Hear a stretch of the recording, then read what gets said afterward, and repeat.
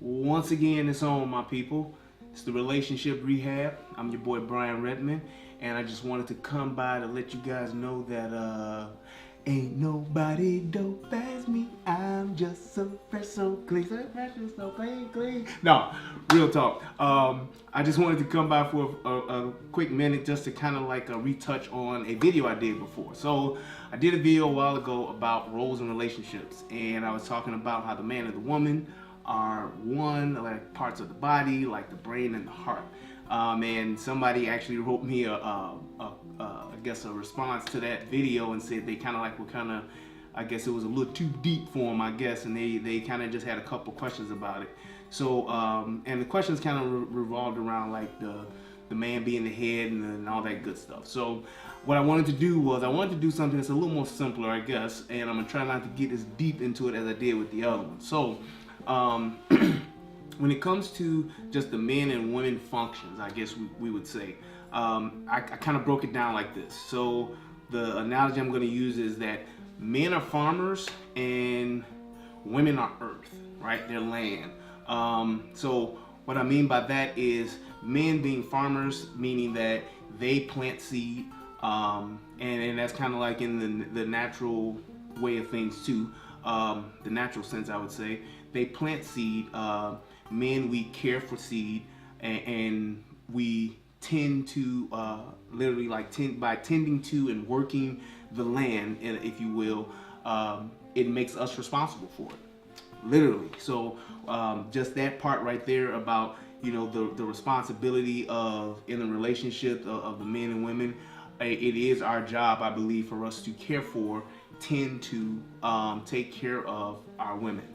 I do believe that. So the women aspect to that being the land, that means, however, for them, that the woman does, with her being the land, she does yield to and bend to the farmer's will. So if the farmer's building a hill, or if he's building a mountain, the land will bend to and yield to that farmer's hands. If he's digging a trench, if he's digging a hole, whatever the case may be, the land will bend to that farmer's will. And that in itself means just that. However, you need to make sure that you are tending or being tended to by a good farmer. Yeah, I like that. So the other part to that too is with men being the farmers, we actually grow the seeds. So that means we plant the seed, and then it is our job to take care of the land, to keep the weeds away, to water it, and to make sure that seed that we planted actually grows, and grows in the right way, actually. So that part of saying, well, for women being the land, they will eventually produce the plant to be harvested, and good or bad, mind you, based on how well that farmer has cared for and tended to the land or tended to that crop, will determine what kind of harvest that plant will produce. If it will be a good harvest, or if it'll be a bad one. At the end of the day, men, when we plant our seeds are going to grow. And it's not about just saying, well, if your seed grows and you plant the seed, then it's this person's right. It's your responsibility to make sure that you plant your seed in good ground for the men. And women, it is your job also to make sure that you let a good farmer tend to your land.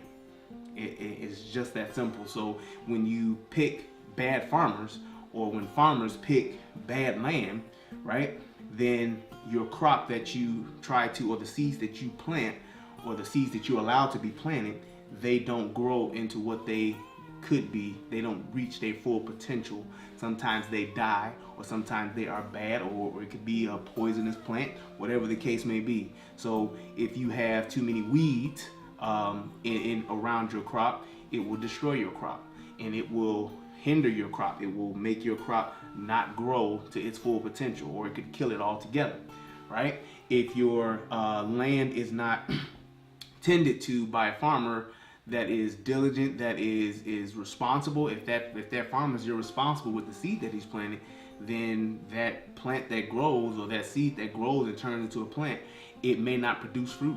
It may be unproductive. It may be bad land that makes it unproductive. So it's like we have to really be careful as who we allow to be farmers. Women, pick your farmer well. Don't just pick your farmer on superficial things or by what it looks like. If it looks like it's okay, it looks like it's good, or it looks this way, so you're gonna pick that.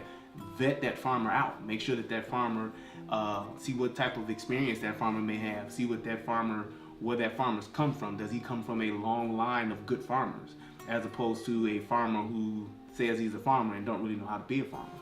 You know, so it's like when you think about men, just because you are grown and you're a male and you have male anatomy, that makes you a man. But as far as being a father, as far as being a husband, that is something that is learned. Same thing for women. Just because you can have a baby does not make you a mother. It makes you a woman. It makes you a female. But to be a mother and to be a wife, that is something that has to be learned behavior. You don't just inherit that. And I think that we kind of like have we've let that become just the qualifier. If I can get you pregnant, then I'm a man. If I can have a baby, then I'm a woman. Doesn't make you a mother, it doesn't make you a father, and it doesn't make you a husband, and it doesn't make you a wife. Those are things that you have to learn how to be, and you learn them from your lineage. You learn how to be a good father by watching your father, by watching your grandfather. And that's some of the things that we don't have in our culture. We've kind of lost that, and that's something that we need to get back. And that we get you will ask, well, how do we get that back? You begin to make sure that you make the best decisions for your children that you are going to have, not having children and then trying to make a man a good father. It don't happen that way. So you got to make sure that you know the man that you choose to be with, see what type of family that man comes from. Where is his father? Where is his grandfather? What happened to his grandfather? What happened to his father? What happened to his uncles? Where are they? Because those are usually the type of man that he will become, will be because of the man that he's been around. And if he hasn't been around a man, then he's not going to really know how to be a good father or a good husband, because he hasn't really seen that. And the same thing for a woman. If a woman didn't grow up around a good mother, she didn't grow up with her grandmother and have good influences, not just being around them, but having good influences and good attributes by them, then they won't be good mothers. They won't be good wives, because they don't know how to do that, because they haven't seen it. So it's like that's some learned behavior, and we try to always, I guess, negate the fact that being a single mom or being a single dad is okay, and it's not okay. It's not how it's meant to be. It's not what it's designed to be like. And can you do it? Yes. But is it the best thing to do for your child? Absolutely not. Your child deserves a mother and a father. Your child is supposed to grow up with a mother and a father, because having a mother and a father teaches that child how to interact with men and women, teaches that child how to become a wife and a mother. It teaches that son how to become a man and a father, and a husband, I mean. So it's like those are the things that we have to make sure that we instill in ourselves. Again, we have to bring that back to where families are two people, a man and a woman. It's not just a single mother, it's not just a single father, it's both. And both of them have to have very influential roles in actually raising a child. Not this one being in this house and that one being in that house, but together in the same house. That's the best possible chance of success that you will have. So why not give that to your child that's not even here yet? Plan to do that. So it's like one of the things that I always say is that we kind of lost the idea of, wanting to be husbands and wives first, as opposed to being mothers and fathers second. That should be second. So be a good husband and be a good wife, then you can be a good mother and be a good father. So it's like you don't want to try to wing it by starting putting the cart before the horse, if you will, because that makes it hard. Sometimes it does work, but the exception to the rule doesn't make it the rule. That's not the way it was designed. So it's like those are some of the things that we got to make sure that we do, and keep that culture, bring that culture back to us, to where, hey, women, I want my daughter to be a young lady, and I want her to be she's a princess and all that good stuff, but I want her to be a wife before she's a mother. And for my son, whenever I do have a son, if I'm blessed with a son, I want my son to be a husband first before he's a father, because at the end of the day, his children will learn from him, and his children will learn from her. So reestablishing that order is crucial to us, just being successful as a community, being successful as a people, and being able to change the world. It's like having that impact of a mother and a father. You cannot, in no shape, form, or fashion, replace that. And it's something that is priceless and it's precious, and we need to cherish it that way. So I hope that kind of like cleared it up, and I hope that makes some more sense. But at the end of the day, as always, I hope that this can help somebody become a better version of themselves. I love you guys. I appreciate you guys. And hey, let's keep the website going. Appreciate all the love that I'm getting. Hit us up. Information's gonna follow. And as always, I'm out. Love you guys.